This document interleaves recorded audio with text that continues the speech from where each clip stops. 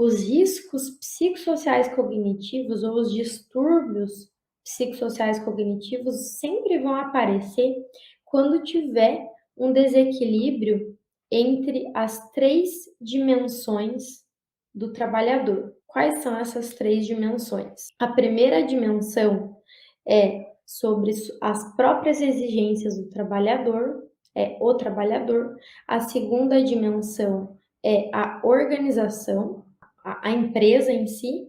E a terceira dimensão é exigências do trabalho. Então, trabalhador, organização, pessoas, o coletivo e exigências do trabalho. Quando há um desequilíbrio entre as vontades do trabalhador, o físico do trabalhador, a capacidade mental do trabalhador, ou quando tem um desequilíbrio entre a empresa, o coletivo, as pessoas, a interação entre elas, ou um desequilíbrio na atividade, então prazo curto, demanda alta, faltou gente para trabalhar, deixando esse trabalho com pouco prazo para executar. Quando uma das 3 dimensões está em desequilíbrio, é quando acontecem os riscos psicossociais cognitivos, tá? Quando esses distúrbios dos fatores psicossociais cognitivos aparecem. Então, vou dar um exemplo de quando a primeira dimensão está em desequilíbrio, que são as características próprias do trabalhador.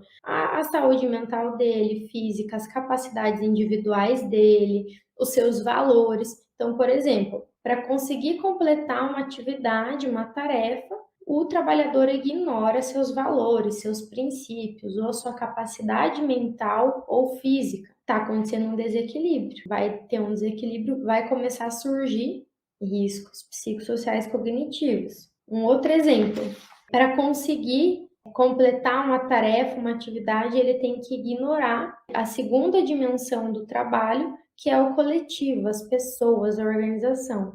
Então, para conseguir dar conta da tarefa, ele não pode conversar com ninguém no dia a dia de trabalho, ele não pode olhar para o lado, ele não pode dar uma risada, ele só tem que focar no trabalho e não fazer mais nada. A parte social dele, o coletivo, ele exclui, senão ele não dá conta de terminar aquilo, de executar. Uma dimensão está em desequilíbrio. Então, começam a surgir os distúrbios psicossociais cognitivos. E um terceiro exemplo, o que acontece? Se ele manter todas as suas exigências particulares dele como trabalhador, como pessoa, o físico ele mantém, ele respeita o mental dele, ele respeita o físico dele, e ele também respeita o coletivo. Então, ele tem uma vida social no trabalho, ele conversa com as pessoas, ele tem uma amizade e tudo mais. Só que se ele mantém essas 2 dimensões em pé, ele não dá conta de executar a atividade, que a atividade, o trabalho é a terceira dimensão.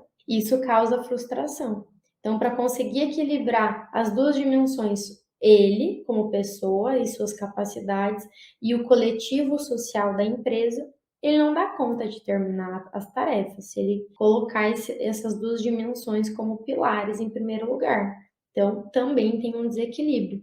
Então, quando tem um desequilíbrio entre qualquer uma das dimensões, o próprio trabalhador, o coletivo da organização ou da atividade que ele tem que fazer, começa a ter os distúrbios psicossociais cognitivos. Então, é mais ou menos esse o pensamento que a gente tem relacionado ao assunto.